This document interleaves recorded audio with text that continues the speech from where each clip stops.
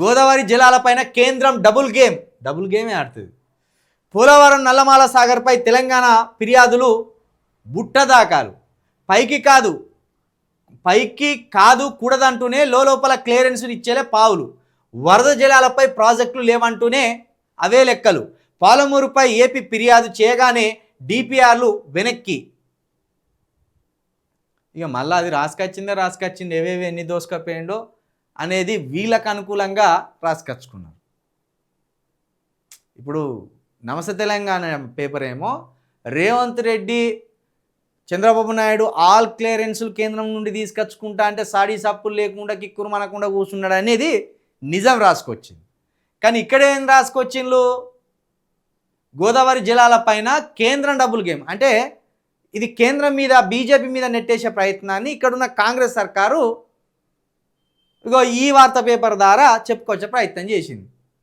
కానీ కేంద్రం కావచ్చు, తెలుగుదేశం ప్రభుత్వం కావచ్చు, ఇక్కడ ఉన్న కాంగ్రెస్ ప్రభుత్వం కావచ్చు చంద్రబాబు నాయుడికే సహకరిస్తున్నారు. ఈనాట పాలమూరుపై ఏపీ ఫిర్యాదు చేయగానే డిపిఆర్లు వెనక్కి ఇచ్చినలాట. ఏం రాసుకొచ్చిందిలే బాగా వెనకేసుకొస్తాను. ఇప్పుడు చంద్రబాబు నాయుడు మీద రేవంత్ రెడ్డి ఫైటింగ్ చేస్తాడు. అదేవిధంగా కేంద్రం మీద రేవంత్ రెడ్డి విపరీతమైన ఫైటింగ్ చేస్తాడు. అసలు తెలంగాణ హక్కుల కోసం, తెలంగాణ నీటి కోసం రేవంత్ రెడ్డి గారు ఎవరు గల్లాబట్టి కొట్లాడడానికి సిద్ధమైంది అన్నట్టు చెప్పుకొస్తాను. అంత వచ్చిదే.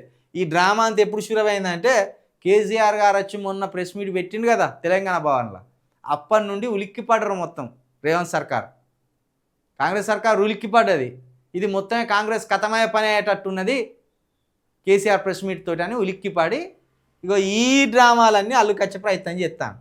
మొన్న అసెంబ్లీలలో వచ్చి ఇట్లా నమస్కారం పెట్టిండు చూడు కేసీఆర్కి, అదొక పెద్ద డ్రామా. అది చాలామంది చాలా పేపర్లు అయినా మంచి సాంప్రదాయం కాదు.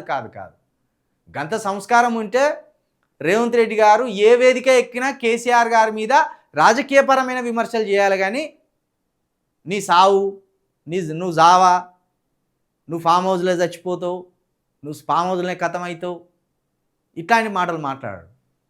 అదేంటంటే కేసీఆర్ గారు ప్రెస్ మీట్ పెట్టి పోయిన తర్వాత రేవంత్ రెడ్డి ప్రభుత్వం మీద ఊహించని ఒక వ్యతిరేకత వచ్చింది ప్రజలలో. దాన్ని మొత్తం కప్పిపుచ్చుకోవడానికి ఆయన రివర్స్ గేర్ వేసి ఓ రివర్స్ డ్రామా ఆడబోయిండు. దీంతో మొత్తం సానుభూతి కూడా కట్టొచ్చాను. కానీ సానుభూతి ఏం రాలేదు. కేసీఆర్ రేవంత్ రెడ్డి నా సాగు కోరుకుంటావా అని కేసీఆర్ గారు అన్నాడు. వెంటనే రేవంత్ రెడ్డి గారికి భయమైంది. అబ్బా కేసీఆర్ ఊహించని రాజకీయం మలుపు తిప్పిండు కదా అనుకొని వచ్చి ఆయనకు మర్యాద ఇచ్చినట్టు, ఆయనకు నమస్కారం పెట్టినట్టు, ఆయన అంటే గౌరవం ఉన్నట్టు నటించిండు అన్నట్టు.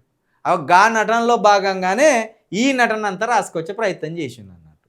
బీజేపీ తోటి రేవంత్ రెడ్డి కొట్లాడుతున్నట్టు, లేకపోతే ఆంధ్రప్రదేశ్ ప్రభుత్వంతో రేవంత్ రెడ్డి గారు కొట్లాడుతున్నట్టు ఈ డబుల్ గేమ్ వార్త రాసుకొచ్చే ప్రయత్నం చేసింది.